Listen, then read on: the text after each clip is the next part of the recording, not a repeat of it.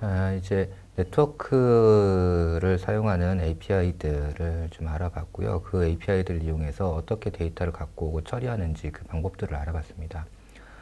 이번 시간에서부터는요, 이제 어떤 거를 좀 알아볼 거냐면, 네트워크로부터 그냥 단순히 데이터를 갖고 와서 쓰는 것, 여기까지만 한다고 그러면 굉장히 어렵지 않을 거예요. 근데 이제 그렇게 하다 보면 이제 문제가 어떤 게 생기냐면, 데이터들을 한번 활용했는데, 그 다음에 다시 쓰려고 했더니 똑같은 걸 또 만들어야 돼요. 또는 이 기능을 저기서 구현했는데 똑같은 그 코드인데 또 해야 될 것 같아요. 조금 바뀌었으니까, 예. 그러면 그걸 조금 이용하면 좋겠는데 그렇게 이용하는 방법이 잘 없다는 거죠. 그래서 이제 네트워크 데이터들을 네트워크를 사용하기 위한 그런 것들을 어떻게 구조화하고 그 다음에 이렇게 구조화하면서 이제 생기는 여러 가지 이슈들에 대한 것들을 알아보도록 하겠습니다. 자, 여기서는 이제 MVC라고 하는 모델이 있는데 MVC라고 하는 게 뭔지 이런 것들을 좀 알아보고요. 그 다음에 MVC 기반에서 이제 네트워크의 데이터를 갖고 온데 사용하는 네트워크 매니저라고 하는 클래스를 정의하는 방법을 좀 알아보겠습니다. 그 다음에 네트워크 매니저에서 데이터를 수신하고 나면 그것을 갖다가 요청하는 한테 돌려주기 위한 리스너라고 하는 걸 정의하는 방법을 알아보도록 하겠습니다. 자, 이번 강의에서 여러분들이 꼭 아셔야 되는 거는 MVC라는 게 뭐고, 그 다음에 디자인 패턴이라는 게 뭐다라는 거를 이해하는 게 중요합니다. 그 다음에 싱글톤이라든지 스레드 풀을 사용하는 방법을 숙지를 하셔야 되고요. 그 다음에 이제 옵저버 패턴이라고 하는데요. 뭐 리스너를 이용해 가지고 어떻게 내가 처리한 결과들을 돌려주는지 이런 것들에 대한 방법들을 숙지를 하셔야 됩니다.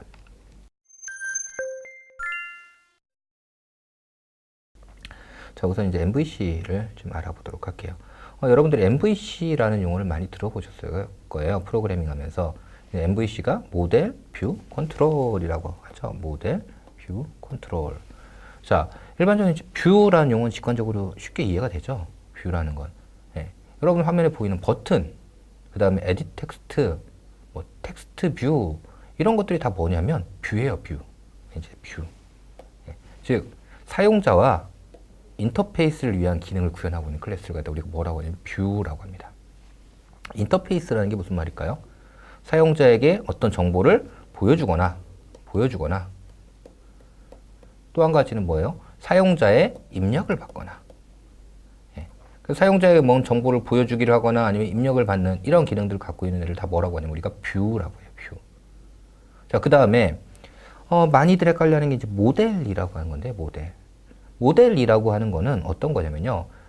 프로그램이라는 거는 결국 이런 거예요. 프로그래밍은. 사용자가 있으면요. 사용자로부터 인풋을 받아요. 인풋을. 그 다음에 이렇게 받은 인풋을 가지고 내가 어떻게 하냐면 프로그램을 가지고 프로세싱이라는 걸 해요. 이 프로세싱이라는 건 결국 뭐냐면 데이터 처리예요. 데이터 처리. 그 다음에 이렇게 처리된 데이터를 어떻게 하는 건 다시 사용자에게 보여주는 겁니다. 결국 프로그램이라는 건 사용자로부터 입력을 받아서 데이터 처리하고 그 결과를 사용자에게 보여주는 것. 이것인데 그럼 이 데이터 처리를 담당하는 클래스 이걸 우리가 뭐라고 하냐면 모델이라고 부릅니다. 데이터 처리를 담당하는 클래스를 뭐라고 하냐면 모델이라고 부르는 거예요. 그래서 데이터 클래스 또는 데이터를 얻기 위한 또는 데이터를 처리하기 위한 기능을 담당하는 클래스 모델이라고 부릅니다. 자, 그럼 이제 컨트롤이라고 하는 게 남았는데요. 컨트롤이라는 건 뭐냐면 자, 사용자가 입력을 했어요. 이 입력 누가 받죠? 뷰가 받죠. 그 다음에 이 뷰로부터 받은 입력을 갖다가 어떻게 할 거냐면 프로세싱 할 거예요. 이 프로세싱 누가 하죠? 그럼 모델이 할 거예요. 모델이. 그러면 입력 받은 거를 어떤 모델에게 전달해서 모델이 처리하게 하고 모델이 처리한 결과를 어떤 뷰에게 화면에 노출시킬 것인지 이런 것들을 결정을 해야 된다는 거죠. 이런 것들을 결정하는 걸 누가 하느냐? 이게 누가 하는 일이냐면 컨트롤이 하는 일입니다. 그래서 컨트롤이라는 거는 뷰로부터 들어온 데이터를 사용자의 입력을 해석해서 모델, 내가 어떤 모델을 사용할 건지 결정을 하고요. 그 모델로부터 데이터를 처리를 요청하고요. 그렇게 들어온 처리 결과를 갖다가 다시 뷰를 통해서 사용자에게 보여주는 이런 것들을 처리하는 역할을 담당하는 게 뭐냐면 컨트롤이라고 하는 클래스입니다. 자, 그런데 이제 중요한 거는요. 중요한 건 이 MVC라는 거를 도대체 왜 쓰느냐라는 거예요. MVC를. MVC를 따르지 않고 프로그램을 하면 어떻게 될까요? MVC를 따르면 무엇이 좋아질까요? 예. 자, 오브젝트 오리엔티드 프로그래밍이라고 하는 프로그래밍 기법이 어떤 거냐면 내가 이제 객체를 정의한다라는 거죠. 객체. 예. 객체를 정의해서 그 객체를 가지고서 어떤 문제를 해결하도록. 뭐 절차적 랭귀지라고 하는 C나 이런 것들은 어떻게 하냐면 처리하는 절차를 정의하는 거예요. 프로시저를 정의하죠. 프로시저. 그래서 그 프로시저를 쭉 따라가면 결국 문제가 해결되는 거거든요. 근데 오브젝트 오리엔티드는요. 뭐냐면 그 문제를 해결하는 데 필요한 객체들, 오브젝트라는 것들을 정의하는 거예요. 프로그래밍 방식이 오브젝트를 정의하는 거고요.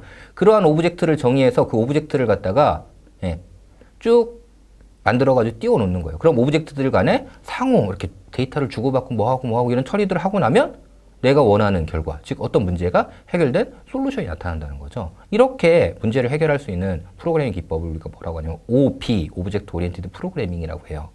오브젝트 오리엔티드 프로그래밍을 하기 위해서는 그러면 나 이제 클래스, 즉 객체의 설계도죠. 객체의 설계도. 객체의 설계도인 청사진인 클래스를 만들면 돼요. 그리고 그 클래스를 가지고서 이제 객체를 생성해 놓으면 되는 거예요. 근데 문제는 이 객체를 갖다가 설계할 때 얼마나 크기로 만들어야 되느냐, 이게 문제인 거예요. 자, 지금 제가 얘기한 것들을 다 묶어서 하나의 기능, 하나의 클래스로 만들었어요. 그래도 오브젝트 오리엔티드 프로그래밍 맞죠?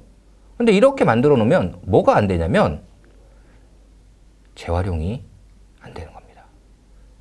자, 사용자로부터 입력을 받아가지고 A란 처리를 할 수도 있고 B란 처리를 할 수도 있고 C란 처리도 할 수 있는데 이걸 묶어놓으면 얘는 A란 처리밖에 할 수 없는, 여기 사용자로부터 입력을 받는 것도 별도로 쓸 수 있고요. A란 처리하는 것도 별도로 쓸 수 있는데 그런 것들을 못하게 되는 거죠.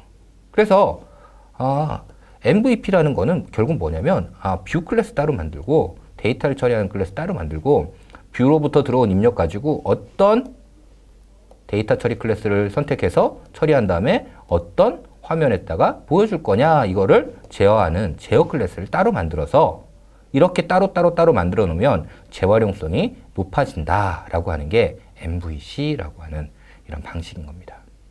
그래서 우리도 이제 네트워크 프로그래밍을 이런 원칙에 따라서 사용을 할 겁니다. 자, 안드로이드에서 그러면 MVC를 따라서 지금 구분을 해볼까요? 안드로이드에서는 뷰에 해당하는 게 뭐가 있죠? 뭐 텍스트 뷰, 버튼, 이미지 뷰, 에디트 텍스트, 뭐 기타 등등 쭉 있어요. 자, 그럼 모델이라고 하는 거는 어떤 게 있냐? 모델에는 로더라고 하는 게 있고요. 뭐 로더 매니저 있고요. 그 다음에 이제 위치 정보를 얻어오는 로케이션 매니저 등등등등 이런 것들이 있어요. 그럼 안드로이드에 있는 컨트롤 객체는 어떤 걸까요? 안드로이드 대표적인 컨트롤 객체는요, 액티비티와 프래그먼트입니다. 액티비티와 프래그먼트. 자, 액티비티의 역할은 어떤 거죠? 뷰로부터 사용자 입력을 받아서 데이터 처리하고 그 결과를 다시 화면에 출력하는 거죠. 프래그먼트도 같은 거고요. 그래서 안드로이드에서는 컨트롤 객체로 액티비티와 프래그먼트라는 것이 가장 대표적으로 제공이 되는 겁니다. 자, 앞에서 얘기했듯이 이렇게 나눠서 제공을 할 경우에는 클래스의 재활용성이 좋아짐으로써 우리가 중복 코드를 줄일 수 있다는 거죠. 자, 다음으로 이제 디자인 패턴이라는 얘기가 나오는데요. 디자인 패턴이라는 건요, 이제 내가 MVC에 따라서 이제 클래스들을 정의를 할 거예요. 클래스들을 정의할 건데, 이제 클래스들이 어떤 특정한 문제들을 안고 있어요. 이런 문제를 해결하기 위해서 A라는 문제를 해결하기 위한 클래스를 정의해야 되고, B라는 문제를 해결하기 위한 클래스가 있고, C라는 문제를 해결하기 위한 클래스가 있어요. 그러면 이렇게 일반적인 이런 문제들은 어떤 방식으로 해결하면 좋다라고 해서 이런 해결 방식을 미리 정의를 해놨습니다. 이렇게 미리 정해놓은 이 해결 방식을 뭐라고 하냐면 우리가 디자인 패턴이라고 불러요. 그래서 소프트웨어 공학에서요, 일반적으로 소프트웨어 설계할 때 일반적으로 발생하는 문제, 이거에 대한 제너럴한 솔루션, 이걸 갖다가 우리가 디자인 패턴이라고 부릅니다. 디자인 패턴은요, 뭐 이제 얘를 분류를 뭐 여러 가지 방법으로 할 수 있는데요. 뭐 여기 보면 생성, 그 다음에 구조, 그 다음에 동작, 그 다음에 동시 실행, 뭐 이런 것들에 따라서 이렇게 구분을 할 수가 있어요. 그래서 이제 뭐 크리에이션 패턴으로 많이 쓰는 게 뭐 예를 들면 이제 팩토리, 앱스트랙트 팩토리라든지 아니면 빌더, 그 다음 팩토리 메소드라든지 뭐 오브젝트 풀이라든지 이런 어떤 객체를 생성하는데 어떻게 할 거냐 뭐 이런 것들을 할 수가 있고요. 이제 구조로 이제 많이 쓰는 게 뭐 이제 어댑터라든지 그 다음에 이제 데코레이터라든지 이런 것들을 이용해 가지고 어떤 구조들을 만들 거냐 뭐 이런 것들을 할 수가 있고요. 그 다음에 이제 비헤이비어, 동작 이런 것들에 대한 패턴이 있는데요. 그런 것들로 대표적으로 많이 쓰는 게 뭐냐면 여기 이제 옵저버 패턴 뭐 이런 것들이 많이 쓰이죠. 옵저버라는 게 여러분들도 이미 안드로이드 많이 쓰고 있어요. 대표적인 게 뭐냐면 여러분 버튼이 눌리면 알고 싶어요. 그럼 어떻게 하죠? set on 클릭 리스너 이렇게 하죠. 그리고 나서 여기다가 뭐 해요? 리스너를 등록하죠. 그러면 리스너를 딱 등록해 놓으면 버튼의 상태가 딱 바뀌었어요. 그러면 어떻게 돼요? 등록한 리스너로 알려주죠. 이게 대표적인 뭐냐면 옵저버 패턴이에요. 옵저버 패턴. 여러분들이 이미 많이 쓰고 있는 거죠. 그래서 뭐 이런 거라든지 그 다음에 동시 실행 뭐 이런 것들에 관련해서 이제 모니터를 사용한다든지 아니면 스레드풀을 사용한다든지 뭐 이런 것들을 사용하는 거에 대한 어떤 구조 솔루션들이 이미 이제 정의가 되어 있는 거죠. 그래서 여기 있는 디자인 패턴들을 가능한 한 적용을 해서 구조를 만들어 보도록 하겠습니다. 자, 우리가 적용할 디자인 패턴들을 좀 뽑아봤어요. 뽑아봤는데요. 첫 번째가 뭐냐면 이제 싱글톤이라고 하는 거예요. 싱글톤. 싱글톤은요, 객체를 갖다가 오직 한 개만 생성하기 위해서 사용하는 게 싱글톤이라는 패턴입니다. 객체를 왜 하나만 생성할까요? 객체를. 자, 여기 실제 데이터가 이렇게 하나 존재한다고 할게요. 데이터가. 근데 이 데이터를 얻어가는 객체가 여러 개가 있어요. 데이터를 얻어가거나 아니면 업데이트하는 데가 여러 개 있어요. 그러면 얘가 데이터를 write 하는 동안에 얘가 데이터를 read 할 수 있겠죠. 그러면 어떻게 돼요? 얘는 실제로 중간까지만 write가 됐기 때문에 깨진 데이터를 읽어갈 수도 있겠죠. 그럼 이런 것들 이제 데이터를 읽거나 쓰거나 이런 것들 할 때 제어를 해야 되는데 제어할 때 하나의 객체가 있으면 얘가 여기서 오는 요청이나 여기서 오는 요청이나 여기서 오는 요청이나 여기서 탁 하나로 딱 만들어서 요거 가지고 제어하면 되게 편하겠죠. 그래서 객체를 여러 개 만드는 게 아니라 여기 접근할 수 있는 오직 하나의 객체를 만들어 사용하도록 이렇게 하는 겁니다. 네트워크 매니저가 이런 방식으로 만들 거예요. 왜 네트워크 매니저를 이렇게 만드냐면 네트워크로 서버에 내가 요청을 할 거예요. 요청. 그리고 요청한 결과를 받아다가 처리할 겁니다. 근데 이러한 요청들을 내가 취소를 해야 될 수도 있고요. 그 다음에 다른 데서 이 요청과 똑같은 요청을 하면 미리 받아놨던 데이터를 다시 재활용해야 될 수도 있어요. 즉, 이러한 요청 처리는 오직 한 군데서 일어나야 지금 얘기한 것 같은 처리가 가능해진다는 얘기죠. 그래서 네트워크 매니저를 우리가 뭐로 만들 거냐면 싱글톤이라고 하는 방법으로 생성을 할 겁니다. 다음으로 이제 옵저버 패턴을 쓸 거예요. 옵저버 패턴을. 옵저버 패턴은 리스너 패턴이라고도 하는데요. 얘는 어떤 거냐면요. 오브젝트가 이렇게 있어요. 오브젝트가. 근데 이 오브젝트가 상태가 변경돼요. 상태가 변경돼요. 그러면 어떻게 하냐면 이 상태가 변경된 걸 알고 싶으면 여기다가 옵저버라고 하는 걸 등록하는 거예요. 옵저버라는 걸. 등록해 놓으면 얘가 상태가 변경될 때마다 이 옵저버를 통해서 알려주는 겁니다. 대표적인 게 뭐냐면 여러분 리스너라고 하는 거예요. 리스너. 보통 온클릭 리스너라고 하는 거잖아요. 온클릭 리스너라는 걸 여기다 딱 등록하면 어떻게 돼요? 얘가 상태가 눌리면 프레스되면 즉 클릭되면 리스너를 통해서 나 눌렸어 라고 알려주잖아요. 그렇죠? 이게 바로 뭐냐면 옵저버 패턴인 겁니다. 자, 이 방법을 이제 어디서 쓰냐면요. 네트워크에서 똑같이 쓸 겁니다. 자, 내가 액티비티가 네트워크 매니저로 데이터를 요청할 거예요. 네트워크에 데이터를 달라고 요청할 겁니다. 그런데 이렇게 요청하면 얘를 갖다 블락킹해서 갖고 있는 게 아니라 얘가 이제 별도의 스레드를 만들어서 서버의 데이터를 요청하고 데이터를 가져올 거예요.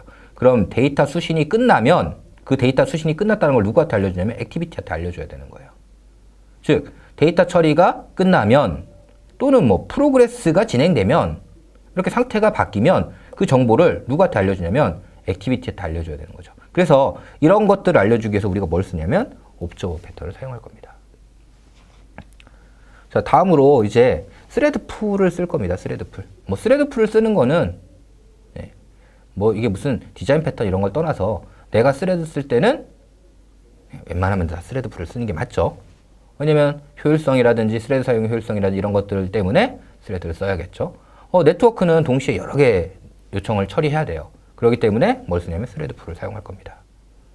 자, 다음으로 이제 팩토리 메소드 기법을 쓸 거예요. 이 팩토리 메소드라는 건 뭐냐면, 자, 내가 이제 클래스를 하나 만들었어요. 팩토리 클래스를 하나 만들었고요. 이 팩토리 클래스에다가 인풋을 갖다가 A, B, C라는 인풋을 넣으면 X1이라는 게 나올 거예요. X1은 X를 상속받은 애예요.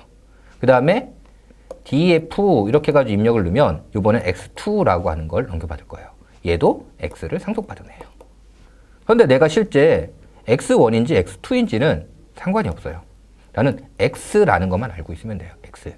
얘는 상속받았으니까 요 둘 다 X라고 부를 수 있겠죠? 그래서 구체적인 클래스 타입은 나한테 중요하지 않고 얘들의 앱스트랙트 타입만 중요할 때, 객체를 생성할 때 그렇다고 해서 X로 생성하는 게 아니라 얘를 상속받은 하이 타입으로 객체가 생성되는 게 필요할 때, 이때 사용하는 게 뭐냐면 팩토리 메소드라고 하는 기법입니다. 그래서 이제 이런 방법을 이용해서 어떤 걸 할 때 쓸 거냐면, 내가 네트워크로 데이터를 뭔가를 달라고 요청을 할 거예요. 근데 네트워크로 데이터를 요청할 때요, 네트워크로 요청하는 거는 다 똑같은 구조를 갖습니다. 똑같은 구조를 가져요. 그게 뭐 멜론을 요청하든, 아니면 11번가 상품을 요청하든, 기타 등등 어떤 요청이 됐든 그 구조가 기본적으로 크게 다르지 않습니다. 그래서 어떻게 할 거냐면요, 팩토리를 만들어서 요청하는 게 멜론을 요청하면 멜론 리퀘스트를 넘기게 하고요. 그 다음에 뭐 11번가 요청하면 11번가 리퀘스트를 넘겨주게 하고요. 뭐 이렇게 하는 것들을 팩토리 메소드 기법을 이용해서 만들 겁니다. 자, 이렇게 해서 이러한 디자인 패턴들을 적용을 할 겁니다. 자, 우선 이제 네트워크 매니저를 한번 좀 만들어 보도록 하겠습니다. 근데 필요한 클래스들을 먼저 좀 정의를 해놓고요. 그 다음에 이제 그 각각에 대한 것들 하나하나 구체적으로 알아볼게요. 첫 번째 이제 네트워크 매니저인데요. 이 네트워크 매니저가 하는 일은 뭐냐면 네트워크로 리퀘스트 요청을 처리하는 역할을 할 거예요. 그래서 네트워크에서 데이터를 가져와서 그걸 갖다가 어떻게 할 거냐면 넘겨주는 모델 클래스고요. 싱글톤을 만들 겁니다. 싱글톤. 그 다음에 네트워크 요청은 별도의 스레드를 이용해서 처리를 할 거기 때문에요, 스레드 관리를 할 거예요. 그 다음에 그렇게 스레드에서 받은 결과를 다시 누구한테 알려줄 거냐면 요청한 애한테 알려줘야 돼요. 그래서 그 콜백 인터페이스를 정의하고 콜백 인터페이스로 전달하는 이런 작업을 하도록 할 겁니다. 그런데 전달할 때 안드로이드는 주의사항이 하나 있었죠. 이렇게 별도로 만든 스레드에서 처리를 한 다음에 그 스레드로 그냥 데이터를 전달하면 어떻게 할까요? 코드상에서 UI 업데이트를 할 거예요. 예를 들어 가지고 멜론 차트 정보를 내놔. 그래서 멜론 차트 정보를 딱 얻어왔어요. 그 다음에 할 게 뭐예요? 차트 정보 가지고 리스트를 업데이트 할 거잖아요. 리스트 업데이트. 자, 리스트를 쫙 업데이트 해버렸어요. 그럼 어떻게 될까요? 앱이 익셉션마저 죽겠죠. 왜? 메인 스레드가 아닌 스레드에서 화면 갱신을 하니까 그런 거죠. 그래서 어떻게 할 거냐면요, 결과를 가져온 다음에 이 콜백 함수를 호출할 때는요, 콜백 함수를 호출할 때는 핸들러를 이용해서요, 메인 스레드로 콜백 함수를 호출하도록 이렇게 처리를 할 겁니다. 이런 처리들을 누가 담당할 거냐면 네트워크 매니저가 담당을 할 거예요. 당연히 네트워크 매니저에서는요, 스레드 풀을 사용해서 어떤 성능 저하라든지 이런 것들을 방지를 하도록 할 겁니다. 다음으로는 네트워크 리퀘스트라고 하는 최상위 요청하는, 네트워크에 뭔가를 요청하는 클래스를 하나 만들 거예요. 네트워크 리퀘스트는요, 내부적으로 내가 서버로 요청을 보낼 때 어떤 정보를 보내야 될지 이런 것들에 대한 정보를 얘가 담고 있을 거고요. 그 다음에 요청을 했어요, 서버로. 그 다음에 서버에서 가져온 데이터를 어떻게 할 거냐면 파싱을 해야 될 거 아니에요, 파싱을. 그래서 내가 원하는 객체로 만들어야 돼요. 이런 파싱을 처리하는 작업을 누가 담고 있을 거냐면 네트워크 리퀘스트가 담고 있을 겁니다. 기본적으로 러너블을 상속해서 만들 거고요. 왜 이렇게 하냐면 이제 스레드에서 이 네트워크 리퀘스트를 처리할 거잖아요. 그러니까 러너블로 만들어 놓고 스레드에서 처리할 수 있도록 이렇게 해줄 겁니다. 이 네트워크 리퀘스트를 상속받은 멜론 리퀘스트 이런 것들은 구체적으로 얘를 상속받아 가지고요. 내가 멜론 리퀘스트를 하려면 필요한 데이터가 ABC다. 서버로 보낼 게 ABC다. 그러면 ABC를 서버로 보낼 수 있게 준비한다든지, 그 다음에 서버에서 받은 데이터를 가지고 뭐 멜론이라는 클래스를 다시 만들어야 된다. 파싱을 해서 그럼 이걸 만든다든지 이런 것들은 여기 있는 네트워크 리퀘스트를 상속받은 클래스에서 만들도록 하겠습니다. 마지막으로 리퀘스트 팩토리라고 하는 클래스를 하나 정의할 건데요. 얘는 어떻게 할 거냐면 네트워크 리퀘스트를 생성하는 팩토리 메소드로 생성을 할 겁니다.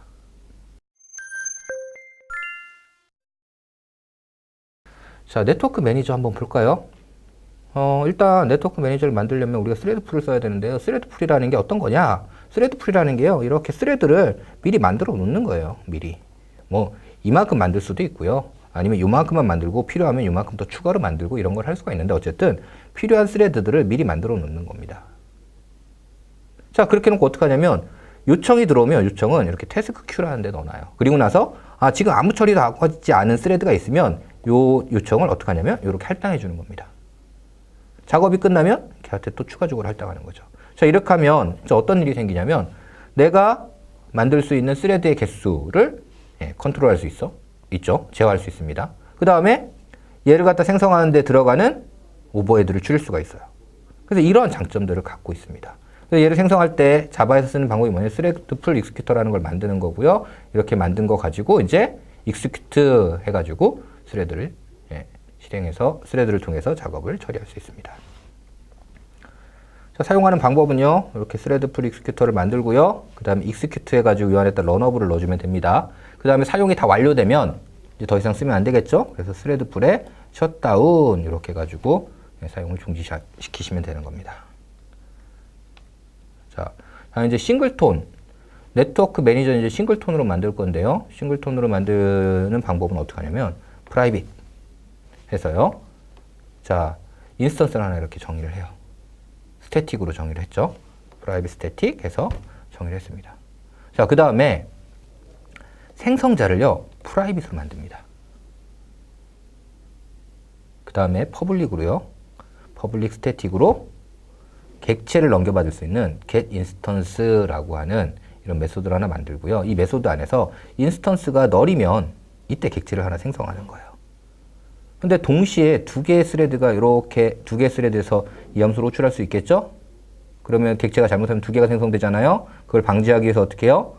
싱크로나이즈드를 해주는 거죠. 그렇게 해서 이제 하나만 생성되게 하고 생성이 됐으면 생성된 객체를 이렇게 넘겨주도록 이렇게 작성을 하는 겁니다. 이렇게 작성을 하는 거예요. 만약에 한 스레드에서만 호출될 거라는 게 보장이 되면 굳이 싱크로나이즈드 할 필요 없죠. 그냥 인스턴스에서 이렇게 만들어졌으면 만들어진 객체를 이렇게 넘겨주면 되는 겁니다. 자, 네트워크 매니저 클래스를 한번 만드는 걸 볼까요? 자, 앞에서 얘기했듯이 프라이빗 스태틱으로 해서 인스턴스 하나 정의했고요. 그 다음에 퍼블릭 스태틱으로 해서 get 인스턴스에서 이렇게 싱글톤 구조로 만들었어요. 그 다음에 이제 스레드를 사용하기 위해서 스레드 풀 익스큐터라고 하는 걸 했고요. 자, 얘는 코어 풀 사이즈. 그러니까 종료하지 않고 계속 돌아가는 풀 스레드의 개수는 5개. 그 다음에 만약에 스레드가 필요해서 만드는데 맥스는 64개. 그 다음에 스레드를 더 이상 사용하지 않는 시간은 5초 이렇게 정의를 한 거예요. 그리고 아까 태스크를 담아둘 Q로는 그럼 Q, 리퀘스트 Q 이렇게 정의를 했습니다. 자, 이렇게 해서 이제 스레드 풀 익스큐터를 만들었고요. 스레드 풀 익스큐터를 만들었습니다.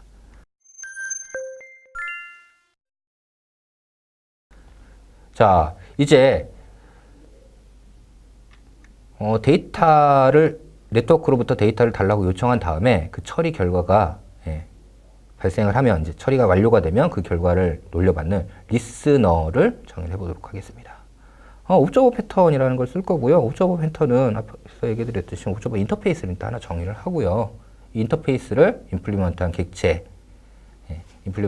객체를 갖다 등록해 놓으면 그러면 상태가 변화되면 그 상태를 갖다가 이 등록되어 있는 객체를 통해서 알려주는 이런 기법을 갖다가 우리가 뭐라고 하냐면 옵저버 패턴이라고 불러요. 뭐 코드상으로 보면 예를 들어 가지고 이제 이벤트 소스라고 하는 이런 것들을 하나 만들었고요. 그래서 여기서 뭐 이제 이렇게 값을 읽고 값이 체인지 되면 체인지 됐다 하고서 노티파이 옵저버 해가지고 옵저버를 갖다가 이제 이렇게 알려주도록 이렇게 처리를 할 겁니다. 그 다음에 이제 나는 이벤트 소스를 여기 생성한 다음 이벤트 소스에다가 옵저버를 이렇게 등록을 해놨고요. 이렇게 등록을 해놨어요. 자, 그리고서 여기다가 옵저버블 객체를 이렇게 넣어놨죠. 옵저버블 객체를 넣어놨죠. 그러면 이제 어떻게 되냐면 변경이 되면 이 옵저버에서는요 등록된 옵저버를 노티파이 옵저버 해가지고 옵저버한테 이 값들을 알려주는 구조로 이렇게 만드는 거죠. 자, 저런 방법으로 이제 뭘 정의할 거냐면 인터페이스 on result listener라고 하는 인터페이스를 하나 정의할 겁니다. on result listener는요 네트워크 처리가 되면 알려줄 수 있도록 처리가 되면 알려줄 수 있도록 할 거고요. 성공 시에는 on success라는 함수를 호출할 거고요. 그 다음 실패하면 on fail이라는 것을 호출하도록 이렇게 두 개를 정의할 겁니다. 그 다음에 뭐 저런 거 외에도 내가 이제 뭐 on progress라든지 이런 것들을 추가적으로 정의할 수도 있어요. 여기서는 뭐 on progress라든지 이런 것들은 추가적으로 정의하지 않겠습니다. 그 다음에 on success가 되면 내가 성공한 결과를 넘겨받아야겠죠. 그래서 네트워크 리퀘스트로부터 전달받을 파라미터 성공했으니까 결과를 파싱 결과를 받아야 되고요. 그 다음에 헤더라든지 아니면 이런 정보들을 추가적으로 받아야 됩니다. 그래서 이런 데이터들을 받을 수 있도록 on success의 파라미터로 얘를 정의를 할 거예요. 그 다음에 만약에 실패했다고 그러면 왜 실패했는지 알아야겠죠? 그래서 서버로부터 받은 코드 값이라든지 메시지라든지 그 다음에 바디로 넘어온 데이터를 파싱해서 에러 파싱 결과를 갖다가 넘겨준다든지 이런 것들을 파라미터로 받을 거예요. 일반적으로 on success 넘겨줘야 되는 결과 객체 타입이 리절트의 타입이 다를 수가 있겠죠. 어떤 요청을 했느냐에 따라 다 달라지잖아요. 그래서 어떻게 할 거냐면 제너릭을 이용해서 정의를 할 겁니다. 자, 뭐 정의하는 방법인데요. 그래서 on result listener 한 다음에 제너릭으로 이렇게 타입을 정의했고요. 만약에 성공한다고 하면 요청한 리퀘스트 이 요청에 대해서 내가 처리했는데 처리 결과는 이거고 그 다음에 헤더 값은 이렇게 돼 라고 알려주는 거고요. 실패했다고 하면 이런 요청이 왔는데 실패 코드는 이거고 메시지는 이렇게 되고 헤더는 이렇게 되고 바디는 이렇게 돼 라고 해서 알려줄 수 있도록 이렇게 리절트 리스너를 만들어 놓는 거죠. 자, 이렇게 리스너를 앞에서 얘기한 것처럼 정의를 했고요. 여기서는 간단하게 결과만 갖고 실패했을 때 실패 코드만 받도록 이렇게 만들었습니다. 자, 그 다음에 이제 실제 요청이 들어오면요. 이렇게 요청을 받았고요. 이 요청하고 그 다음에 또 필요한 게 뭐냐면 리스너예요. 리스너. 리스너. 그래서 요청과 리스너가 오면 요청했다가 리스너를 설정한 다음에 그 다음에 어떻게 하냐면 executor를 이용해서 execute 해가지고 자, 리퀘스트를 만들 때 러너블로 만든다고 그랬죠. 그래서 쟤를 처리할 수 있도록 이렇게 해놓는 겁니다. 그럼 이제 별도의 스레드에서 이 리퀘스트를 처리하게 되겠죠.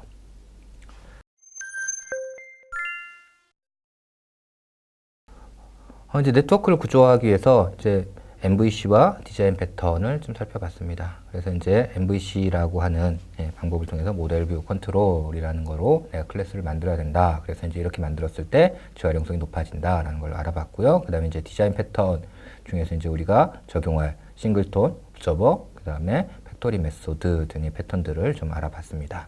그 다음에 이제 스레드 풀이라는 걸 이용해 가지고요. 효율적으로 스레드를 사용할 수 있도록 이렇게 사용하는 방법에 대해서 알아봤습니다.